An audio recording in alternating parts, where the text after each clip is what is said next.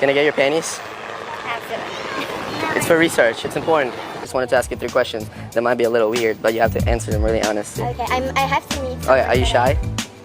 Why? Are you shy? A little bit. Really? Yeah. You have a boyfriend? No. Okay, so what's your excuse not to give me your panties? I mean, that's weird. How's that weird? Because I'm not gonna have panties for the rest of the day after. What am I gonna do? Who needs them? Do you have a towel? Or just put a towel under it. So if you start leaking or anything, you'll have a towel under Oh it. my god. I'm sorry, I'm bad. You look at me deeply in the eyes. It's like you want it, but you don't want it.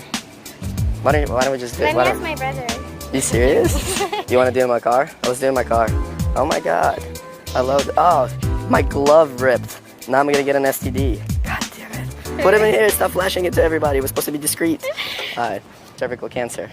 Really? Yes, really. And I don't know, it's kind of awkward to tell you. Oh my god, are you joking? Yeah, it's right there.